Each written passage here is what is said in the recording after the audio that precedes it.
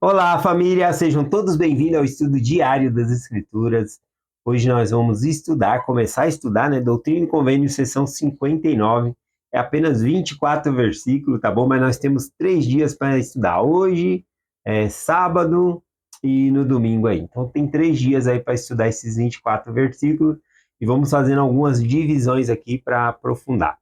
Então vamos começar aqui hoje pelo versículo 1, tá bom? Falando sobre o contexto histórico dessa revelação aqui, tá bom? O contexto histórico aqui abrange também a questão de uma família Knight, tá bom? A família Knight, ela sempre apoiou Joseph Smith, tá bom? Antes de Joseph Smith ter sido chamado para ser um profeta, esse Joseph Knight Sr., né? Ele era dono de 4 fazendas, tinha muito trabalho na fazenda dele, e Joseph Smith foi um dos funcionários que ele contratou ali para trabalhar em certas ocasiões.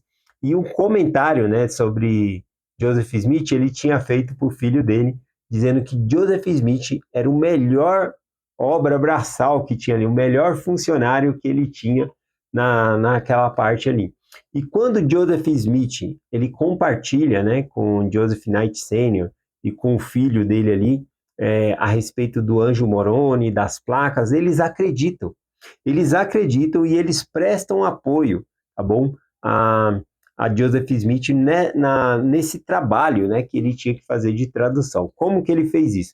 Ele forneceu papel para que se pudesse fazer ali, né, a tradução do livro de Mórmon, e em uma certa ocasião, para que não se parasse o trabalho, né, ele doou ali um barril de peixe, 5 barris de grãos, né, para Joseph Smith ali continuar o trabalho, né, e não ter interrupções.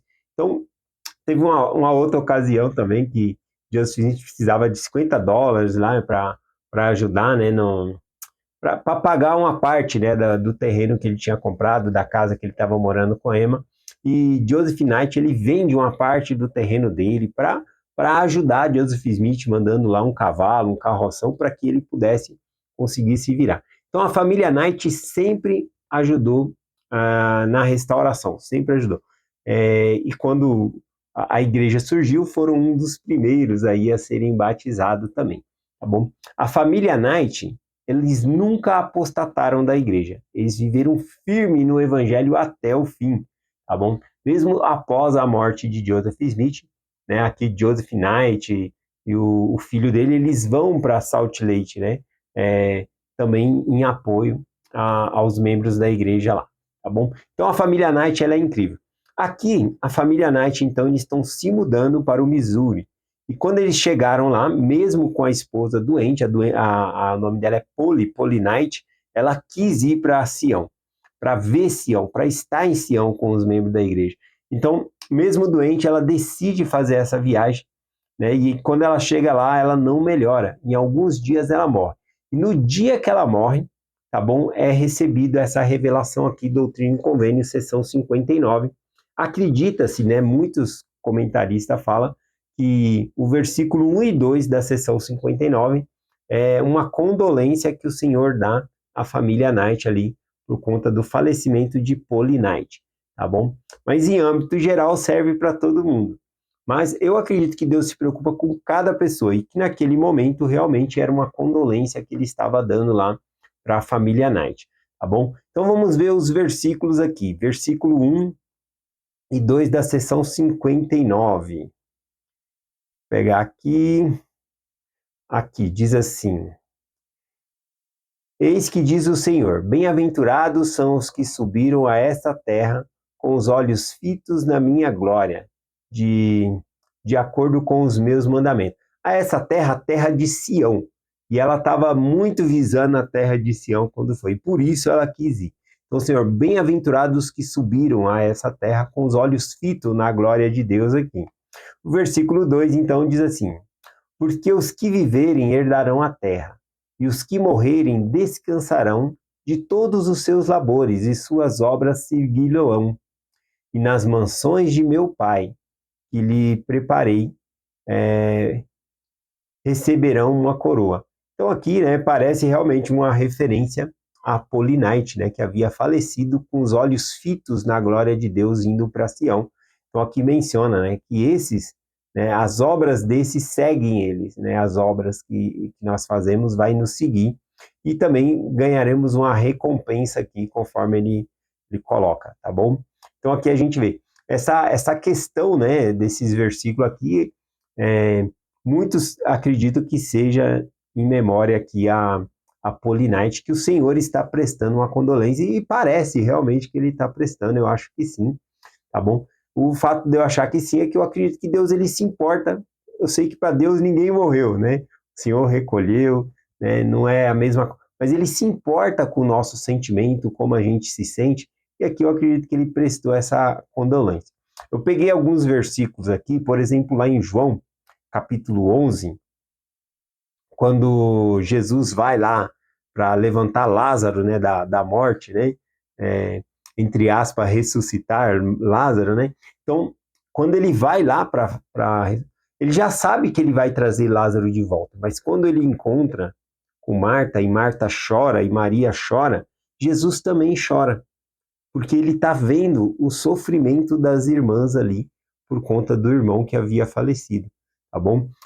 Aqui em João capítulo 11, versículo 33 em diante, diz assim, Jesus, pois, vendo-a chorar, e os judeus com ela, que vinham também chorando, moveu-se muito em espírito e perturbou-se, aquilo mexeu com Cristo, ver as irmãs chorando ali.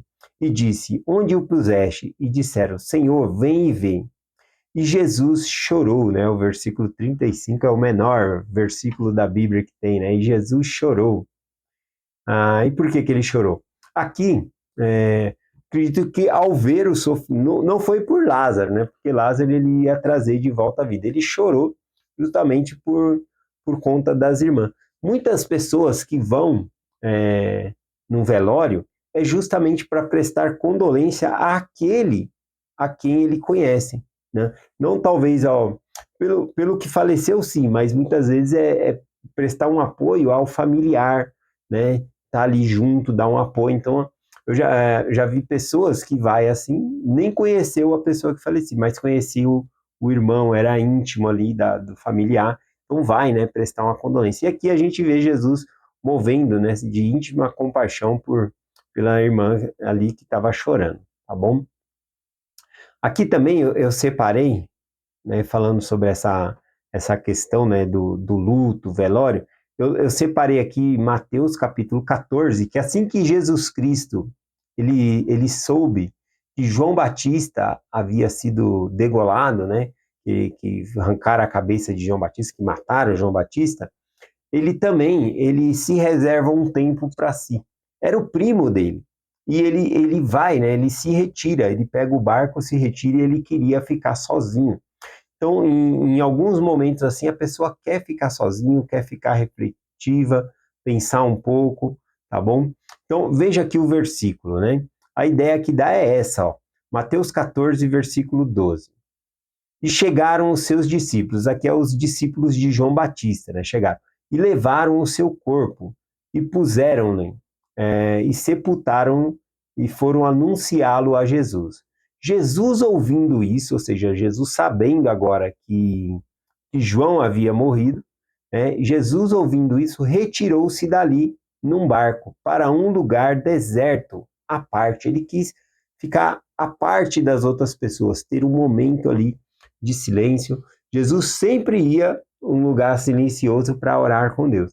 Mas aqui o texto mostra que com a morte de João Batista, ele desejou, ouvindo isso, ele foi e se retirou para um local ali para ter, né? Acho que muitas precisam de um tempo para luto, né?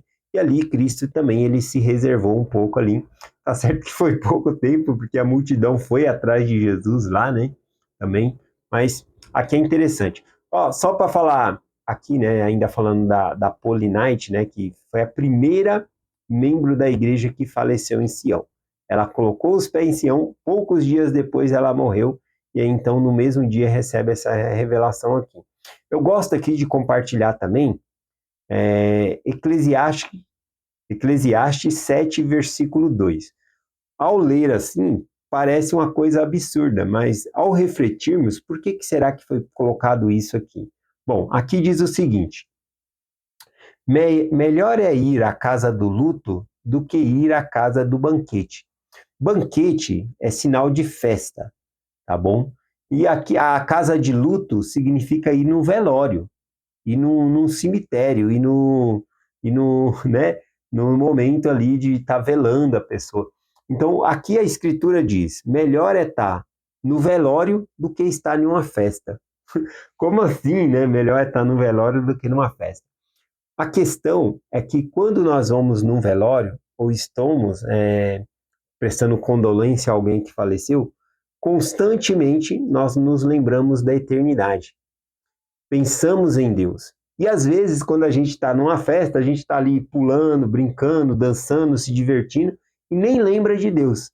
Então a Escritura fala que é melhor estar num velório do que estar em uma festa, porque isso vai fazer a gente refletir e mudar o nosso comportamento também, para nós voltarmos para Deus, tá bom? Então eu gosto bastante aqui de Eclesiastes 7, versículo 2.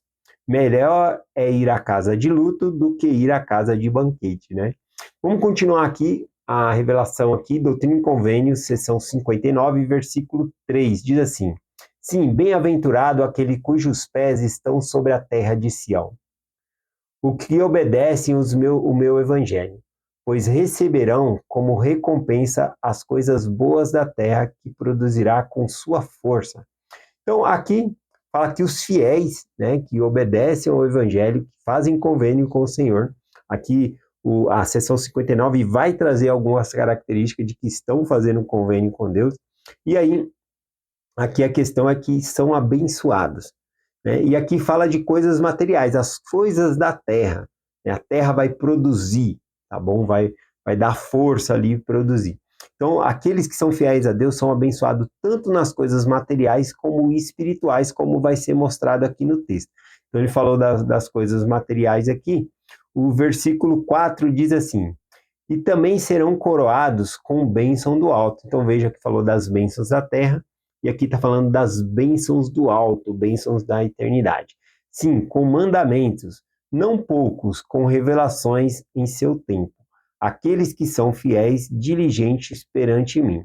Aqui é interessante, né, que ele fala que uma das bênçãos é ser instruído, receber mandamento de Deus. Né? Não poucos. Então, receber bênçãos também é receber mandamentos de Deus, ser instruídos, sabermos no caminho que nós devemos andar, termos revelação. Isso aqui é uma bênção, tá bom? Então ele coloca aqui dessa maneira. O versículo 5 diz assim: portanto, dou-te um mandamento que diz: amarás o Senhor teu Deus de todo o teu coração, de todo o teu poder, mente e força. Em nome de Jesus Cristo servi-lo-ás. Então aqui ele fala que é uma bênção receber mandamento e ele dá já esse mandamento aqui na questão de amar a Deus, né, acima de todas as coisas aqui, de todo o seu coração, poder, mente, né? Então é isso que nós devemos fazer. A gente já pode falar, mas esse mandamento já tinha, mas a gente tem que lembrar que aqui eles estão recebendo por convênio. Veja só algo interessante, né? Quando o Senhor tira o povo do Egito por meio de Moisés, leva para o deserto. E lá no Monte Sinai recebe os mandamentos. Aqui é a mesma coisa, eles estavam lá, numa cidade bem desenvolvida, lá em Ohio, o Senhor manda eles para o Missouri, né? A terra ali que eles falam, nossa, é aqui que é Sião, né? É como se fosse o deserto. E ali, então, eles começam a receber os mandamentos para esse convênio. Tá bom? Então, o primeiro mandamento aqui que ele coloca já amar a Deus acima com todo o seu poder, mente e força. Também o versículo 6, ó. Amarás o teu próximo como a ti mesmo. E aí ele vai descrevendo os mandamentos, né? Igual no Monte Sinai, né? Ele diz aqui, não adulterarás, nem matarás, nem falarás coisa alguma semelhante, né? Ele vai fazendo a característica desse convênio, para que nós possamos estar ligado a Deus por meio de convênio, e guardar os mandamentos de Deus aqui. Versículo 7, agradecerás ao Senhor teu Deus em todas as coisas, né? Termos gratidão em todas as coisas aqui. Versículo 8: oferecerás um sacrifício ao Senhor teu Deus em retidão. Sim, um coração quebrantado e um espírito contrito. É isso que o Senhor quer de nós, tá bom? Eu lembrei aqui na verdade, eu peguei um discurso da conferência aqui geral de 2007, né? Um coração quebrantado e um espírito contrito do Elder Bruce D. Potter, tá bom? Do Coro dos 70. E ele cita lá Salmos 51, versículo 17, versículo 16 e 17, quando Davi, por conta do seu pecado, ele fala ao Senhor dizendo: sacrifício não quiseste, né? Sacrifícios e holocaustos Deus não queria, mas ele queria um coração contrito, né? Um coração quebrantado e um espírito contrito. É isso que o Senhor quer de nós, tá bom? Davi, inclusive, fala, mesmo que ele pudesse matar todos os bois, vacas, para perdoar o pecado dele, não seria suficiente. O que o Senhor quer é um coração quebrantado e um espírito contrito. Aqui, né, no próprio discurso que eu mencionei, fala o que é um coração quebrantado e um espírito contrito. Aqui, pegando o sentido da palavra quebrantado, significa quebrado mesmo, né? Algo quebrado, moído. E contrito é a mesma palavra, só que também significa submisso, ou seja, sucumbir, cair, dobrar-se. Então, o que o Senhor quer? Um coração quebrantado e um espírito contrito. É obediência, que nós nos curvemos a Ele, que nós nos submetemos a Ele. Isso que é um coração quebrantado e um espírito contrito. Um exemplo disso, né, que eu posso dar é uma terra. Eu vi uma vez um vídeo de uma terra, parecia assim o faroeste, seco, aquela poeira assim, e aí passou umas máquinas, como se fossem umas locomotivas, e ia arando a terra. E ali, quando ia fincando na terra, a parte do arado, e removia a terra de baixo para cima. Quando o arado passou, tá bom? A terra por baixo estava toda pretinha, pronta para receber uma semente e produzir frutos. Então, um coração quebrantado, ele está pronto para receber a palavra de Deus e produzir frutos. É isso que significa um coração quebrantado e um espírito contrito, tá bom? Então, aqui a mensagem de hoje fala mais sobre isso, né? Sobre nós oferecermos o nosso coração quebrantado e um espírito contrito. Toda essa seção 59, ela está sendo colocada na característica de um convênio. Primeiro, o Senhor tirou eles de Ohio, colocou lá no Missouri, assim como ele fez com os filhos de Israel. Tirou do Egito, levou para o deserto. Lá deu os mandamentos, aqui ele deu os mandamentos. E aqui ele está estabelecendo os convênios com eles, para que sejam ligados. Para quê? Para receber as bênçãos do alto, do céu, tá bom? Então é isso, né? Ter uma terra muito melhor do que essa aqui, na qual nós vivemos, tá bom? Um reino celestial. É essa a mensagem que nós compartilhamos em nome de Jesus Cristo. Amém. Até amanhã.